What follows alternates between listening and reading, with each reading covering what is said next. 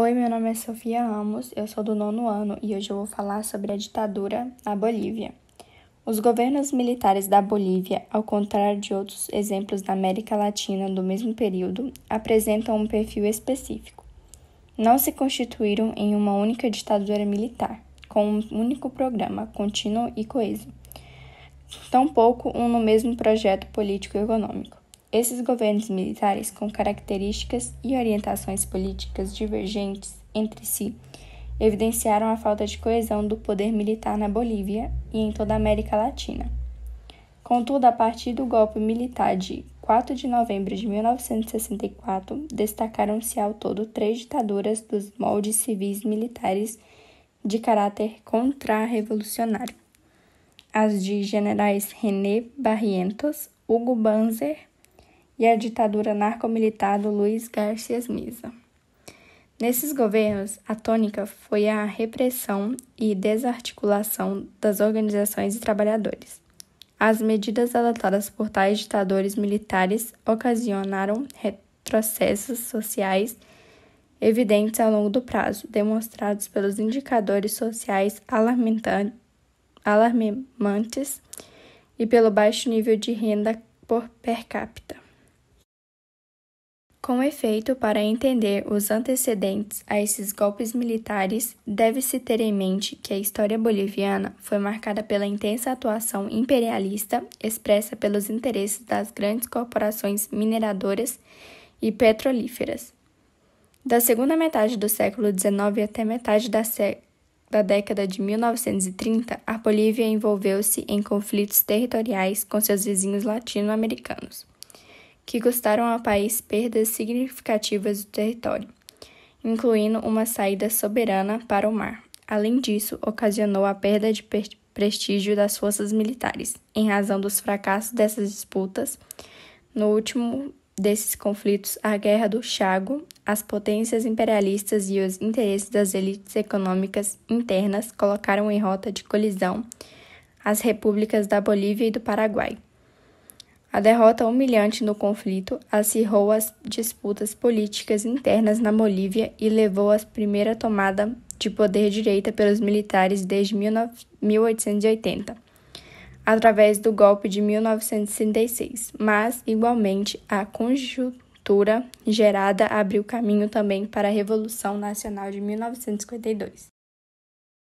Portanto, a Revolução Boliviana não se institucionou. Ao longo de 4 governos sucessivos do MNR, as divergências internas ficaram cada vez mais evidentes. O apoio dos Estados Unidos da América e do Fundo Monetário Internacional ao projeto econômico liberal de controle da inflação e indexação da moeda nacional ao dólar estendeu-se ao apoio financeiro aos projetos sociais emergenciais e de ampliação de forma agrária no interior do país. Porém, é evidente que a ajuda estadunidense cobrou o seu preço político, o avanço da dependência do auxílio estrangeiro. Com o regime em tese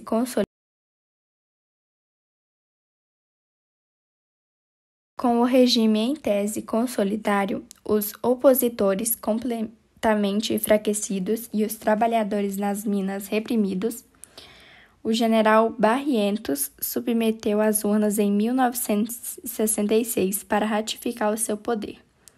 Mesmo após lograr êxito nas eleições gerais, precisou acomodar seus ministérios, figuras tanto do MNR quanto do PIR. Entretanto, mesmo diante desses problemas, o general Barrientos parecia consolidar o seu poder, inclusive com o aval estadunidense, o que foi interrompido com seu falecimento em um misterioso acidente de helicóptero em 1969.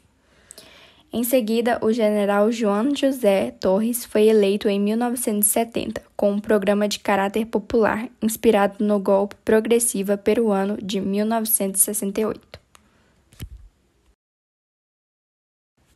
O vazio político instaurado, as reivindicações populares por investigações dos crimes e abusos do passado e a incapacidade dos políticos civis de formarem uma frente única contra os militares geraram um cenário desinteressante e prejudicial ao desenvolvimento econômico, levando à insatisfação dos setores produtivos.